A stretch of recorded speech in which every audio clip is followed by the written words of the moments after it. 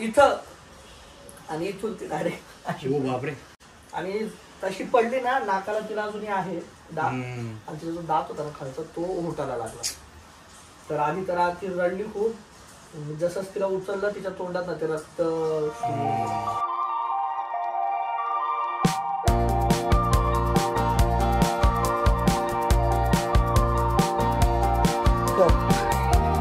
कर कर कर कर ना, आता काही बोलत नाही ना, कर. काय आता शाणला, काय शाणला, काय नाही शाणला, कर ड्रॉ कर, ड्रॉ कर. पायाला नाही बेटा, नेल पेंट नाहीये छोनी ते. बेटा तुला ते कपडे धुवायचे साबणने धुवा लागेल का ग, सर्फने धुवा लागेल. सर्फ बंद करा. थँक्यू चोनी. बंद करना बेटा. अगं हात ग, बाप रे छोनी, नो ना, बच बंद. बाऊ झाला, चल मग बाऊ बाऊ, बाय बाय बाऊ, बाय बाय. ये लो ड्रेस पहन लो. Hello. So we are going somewhere, directly zone going to round. Okay चलो bye.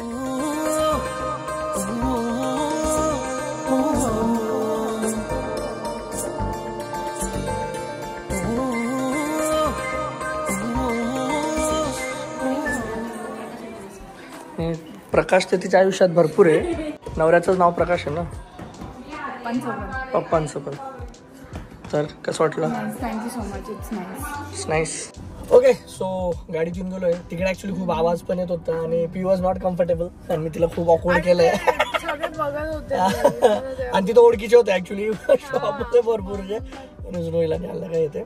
So anyways I was telling की मला ऍक्च्युली पिऊला म्हणजे काहीतरी जायचं होतं भरपूर दिवस झाले. आणि तिचं जे मंगळसूत्र आहे ना आत्ताचं हे वालं, हे लग्नापासूनचं म्हणजे 2019 पासूनचं आहे. तर ते होतं डोक्यात की हा थोडं काही आता झालं, 5 वर्ष झालं ऑलमोस्ट. म्हटलं काहीतरी चेंज नवीन देऊ. तर म्हणून दिलं, असं होतं. So and madam is happy. तर माझ्या लक्ष्मीसाठी सोन्याचं गिफ्ट. इस बार मैं बहुत सोने में लतपत हो रही. हा, आईने कानातले दिले, नवऱ्याने गळ्यातलं दिलं, तोरड्या पण झालं. सो त्याच्यावर म्हणजे आम्ही असं काही एक्सपेक्टेशन ठेवत नाही, पण होऊन जातं. आणि आता तुम्हाला वाटत असेल दादा नुसता पैसा पैसा पैसा काही नाही. दिस वॉज अगेन प्लॅन्ड इन्व्हेस्टमेंट. दर महिन्याला आम्ही थोडे पैसे भरत होतो. तर ते भिशी आमची मॅच्युअर होऊन गेली. ते ऍक्च्युली जुलैमध्येच होऊन गेली होती, पण आम्हाला वेळच भेटला नाही येऊन सगळं करायला. मग आता होता वेळ तर म्हटलं चला जाऊन करून हे सगळं. असं नाही की एक सोबत पैसे जायचं होत नाही. हा, ते वाईट नाही वाटत. मग थोडीची वरची डिफरन्स अमाऊंट असते ती पे करता येते. तर असा सगळा फायनान्शियल प्लॅनिंग नुसार आय गेस मी लास्ट टाइम पण बोललो होतो जेव्हा स्नोईसाठी तिचे हातातले घेतले होते तेव्हा पण आम्ही एक भिसी केली होती. तर असं छोटं थेंबे तडे साचे करावं लागतं. नाही एक सोबत मोठा घास घेता येत नाही. So that is important. तर असं सगळं होतं.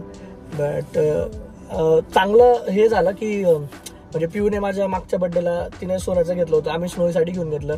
लकीली तो भाव कमी होता, आता खूप वाढून गेले. आणि gold is again good investment पण म्हणू शकता तुम्ही की सोन्यात टाकलेले पैसे any time is good investment only. तर असं आहे. पण मला मेन त्याच्यापेक्षा पण सगळ्यात जास्त होतं की तिचं खूप जुनं होऊन गेलं होतं बिचारीचं मंगळसूत्र. म्हटलं द्यायचं, कलर चेंज होऊन गेला. आणि हे माझ्या पसंतीचं आहे. तिला तर एकदम वेगळंच खूप नाजूक होतं. म्हटलं ते नको घेऊ, म्हणजे ते भिशीतले पैसे उरून गेले असतात. ते घेतलं असतं तर अजून वरती आम्हाला रिटर्न आले असते. पण म्हटलं एवढं नाजूक नको घेऊ, ते दिसाल पण एवढं खूप मला नव्हतं आवडत. म्हणून म्हटलं हे चांगलं वालं, हे जरा चांगलं, हे व्यवस्थित आहे. तुम्ही बघितलं असेल, तुम्हाला आवडलं का नाही ते सांगा. आणि हा लवकरच आपला Q&A ब्लॉग पण येणार आहे. त्याच्यात आम्ही आमचं फायनान्शियल बद्दल थोडं कमी बोलू, पण आम्हाला ना एक डिटेल पॉडकास्टच करायचं ऍक्च्युअली की how we manage all our things. म्हणजे सगळ्याच गोष्टी, घरातलं असेल, आमचं फायनान्स असेल, प्लॅनिंग असेल, सगळ्याच गोष्टी ते येणाऱ्या ब्लॉग्समध्ये शेअर करू. पण आता आम्ही जाऊ घरी, कारण की स्नोई उठून गेली आहे. आईबाबांच्या भरोसा सोडून आलो होतो आणि इथून दादाच्या घरनं आपण जाऊया आता डायरेक्ट उद्या आपल्या घरी. उद्या रक्षाबंधन आहे, रक्षाबंधन सेलिब्रेट करून आम्ही सगळे निघून जाऊ. ठीक आहे, आता आपण जाऊया घरी. आणि तुम्हाला कसं वाटलं ते नक्की सांगा. आणि मॅडम आधी तुम्हाला कसं वाटलं ते सांगा. छान, मजा आली. ऑल नाईस, ऑल बढिया. मॅडमांनी एवढं कष्ट घेऊन स्विच बीच केलं तर त्याचं हे रिटर्न गिफ्ट होतं माझ्याकडनं.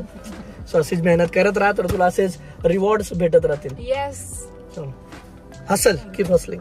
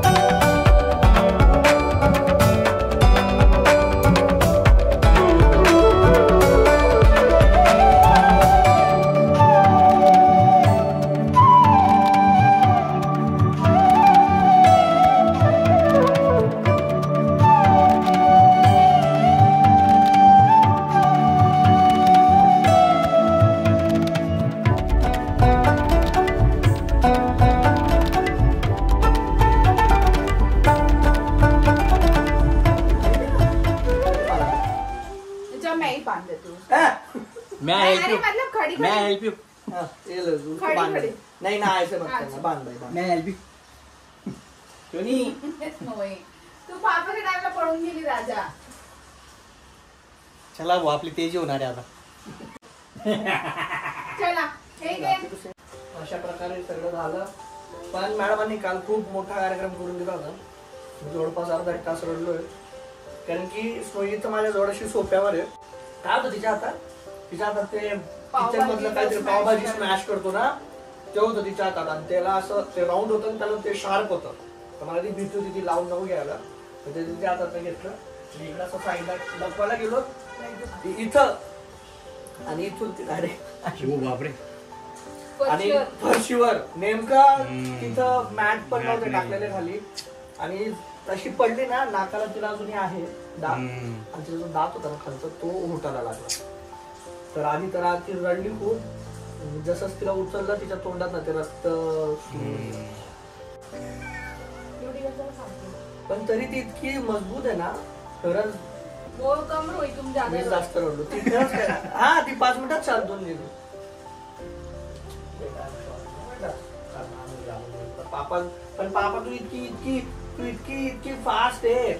लगेच तिने कांड करून दिला. नजर हटी, दुर्घटना घडली. सोनी इकडे कानात सांगतो बघ तुला.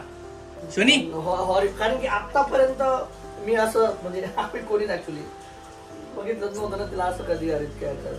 मला खूप जास्त संताप येत होता स्वतःवरती की माझं सोबत असताना सुद्धा तरी ती कसं काय पडून गेली. बरं झालं, देवाची कृपा जास्त लागलं नाही. मला तर खूप टेन्शन हेच शेअर करायचं होतं. ॲट द सेम टाइम त्या इन्सिडेंट्स वरनं मी एक माझं जे वाटत होतं ते पण शेअर केलंय regarding the incidents which happen in Kolkata RG Kar medical college बद्दल. मला तेव्हाच ऍक्च्युली खूप जास्त हिट झाली ती गोष्ट की यार माझी मुलगी जी आहे तिला असं थोडंसं लागलं ते मला इतकं दुःख वेदना झालं. बिचारा त्या बापाने ते कुठल्या सिच्युएशन मध्ये बघितलंय. सो तेव्हा ते एक वेगळ्याच लेवलला हिट झालं मला. सो लेट्स प्रे की आत्ता तरी कुठेतरी जाऊन सुधरू आपण. 2012 निर्भया झालं होतं, 2024 येऊन गेलं, but still the situation is same. काहीच बदल झालेला नाही. जैसे थे वैसीच आहे सिच्युएशन. कडक कायदे आणा, फास्ट ट्रॅक कोड मध्ये, हँग टिल डेथ, होत असेल तर पब्लिकली फाशी चढवा अशा नालायकांना, तेव्हाच सुधारतील. समाजामध्ये एक मेसेज जायला पाहिजे. अशा लोकांच्या मनात कायद्याची भीती निर्माण व्हायला पाहिजे की जर ते असं काही करतील तर तिथं कोणीतरी बसलंय ज्यांना त्याचा हिशोब द्यावा लागेल. आणि सामूहिक बहिष्कार करायला पाहिजे फॅमिली आणि समाजाच्या लोकांनी अशा लोकांचा. सो आय थिंक मेंटॅलिटी कुठे ना कुठे पुरुषांची बदलण्याची खूप गरज आहे. मुलींना नका विचारू की तुम्ही रात्री कुठं चाललेत काय करता. तुमच्या मुलांना सांगा की तुम्ही जर रात्री जातायत तर don't misbehave with other girls. जशी तुमची आई बहीण आहे तशीच दुसऱ्या मुली कोणाच्या आई बहिणी आहेत. तर त्यांची रिस्पेक्ट करा, त्यांना प्रोटेक्ट करा, तरच खरा इंडिपेंडन्स, तरच खरी रक्षाबंधन साजरी होईल. थँक्यू चोनी. नाहीतर कुठलाच बाप आणि आई आपल्या मुलींना ऍटलिस्ट इंजिनियर किंवा डॉक्टर बनवू इच्छिणार नाही. थँक्यू बेटा, thank you so much. And I promise बेटा, पापा आहे तोपर्यंत तुला कुठल्याच गोष्टीचं टेन्शन राहणार नाही. पापा विल प्रोटेक्ट यू ऑलवेज. किती हुशार होऊन चालली बेटा तू. अच्छा, आता गोल गोल फिरवायचं कशी, ओवाडायचं कशी बेटा.